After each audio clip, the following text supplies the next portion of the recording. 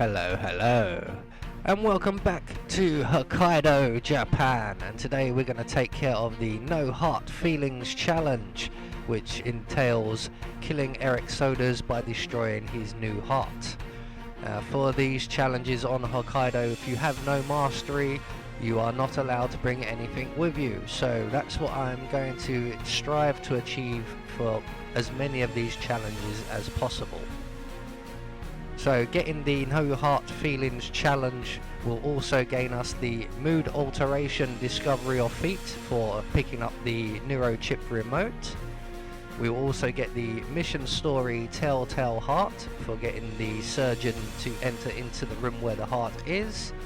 And we will also get the discovery Telltale Heart for entering the said heart containing room ourselves.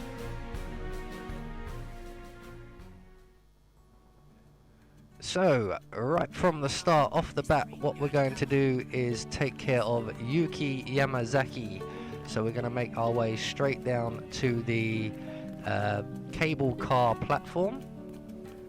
There is Yuki herself. We'll speak to you in a minute.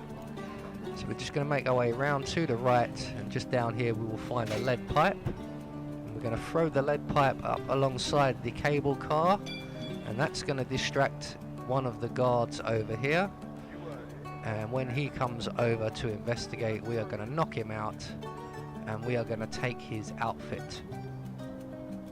So once he gets over, we're just going to sneak up behind him, knock him out. We're just going to drag him over a little bit closer to the cable car. We're going to pick up our lead pipe, we're going to take his outfit and his gun. And now we're going to chase after Yuki, who is now currently heading towards her room, which is just up the ramp here and round to the right. And it's the very end room on our right. You just see going around the corner there. That is Yuki Yamazaki, former lawyer to the Yakuza and current operative for Providence. So we're just going to follow them into the room, and we're just going to wait in the bathroom here while Yuki is around. And while she is around, we're also going to distract two of the guards from the main room there by using the toilet as a distraction. So there are actually 5 guards and Yuki present at the moment, and we need to eliminate a couple of these guys. So when the first guard approaches, we wait for the door to close, wait for him to turn off the toilet, and then we're going to knock him out.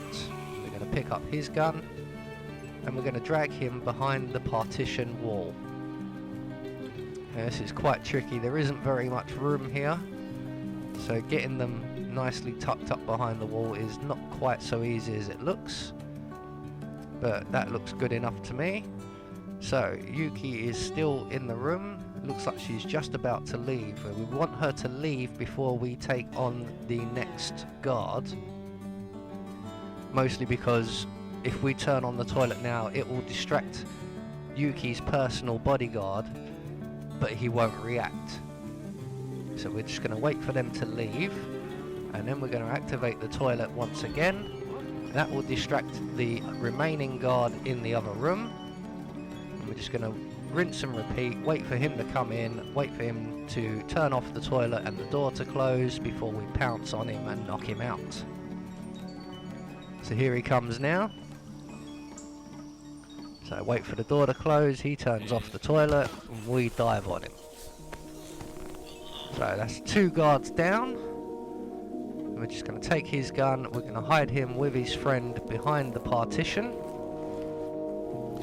want to try and get him nicely tucked away. It doesn't matter so much with this second guard, because the next guard who comes in here will already be unconscious, so he won't be seeing very much. So what we've got to do now is just wait for Yuki Yamazaki to return with her personal bodyguard, and when she does, we will then take out her bodyguard, and then we can take out Yuki. So by the miracle of modern technology, we just skip a couple of minutes, and Yuki and her bodyguard have now entered the room. Yuki's gonna go and check for her cigarettes, even though she knows there aren't any there. And there she is. And when she moves away into the next room, we will exit the bathroom and we will attack the personal bodyguard, who is just out here. There he is. So we're just going to dive up behind him, knock him out, grab his gun, grab his body, and we're going to drag him back into the bathroom. We need to do this relatively quickly because Yuki will be coming back this way very shortly. So what we're going to do now is make our way out of the bathroom, and we're just going to wait by the fireplace here. As you can see, there is Yuki. She is an enforcer.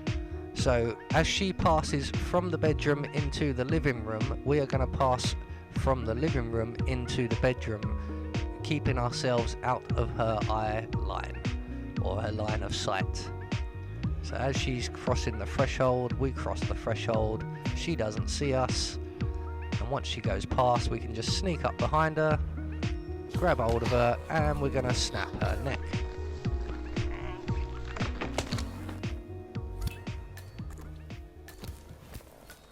Target down. Now it's time for Soders to retire. So that's Yuki taken care of. As Diana says, all we've got to do now is retire the old man.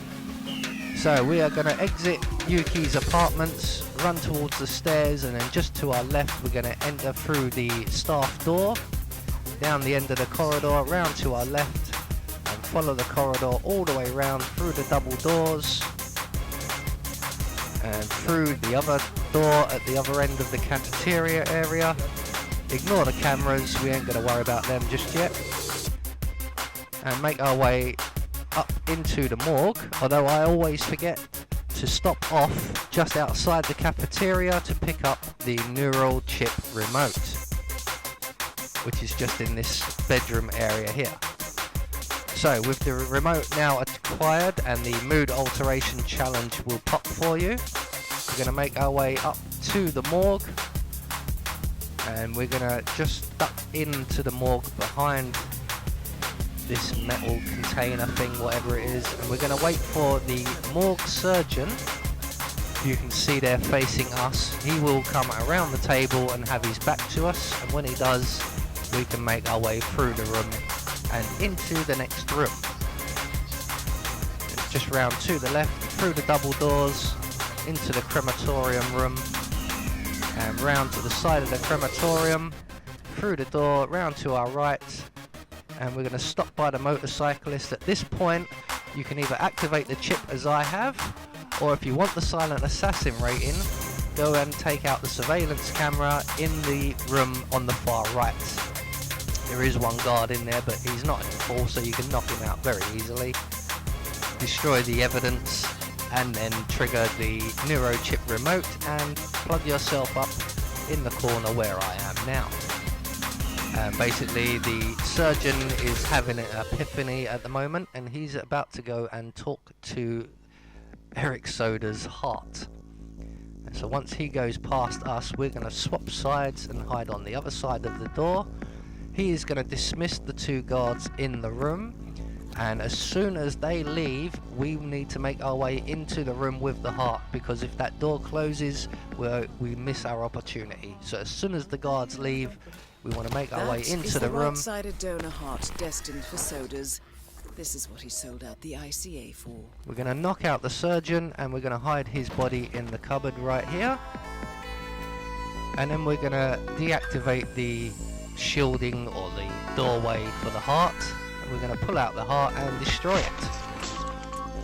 And this will get us the No Heart Feelings challenge.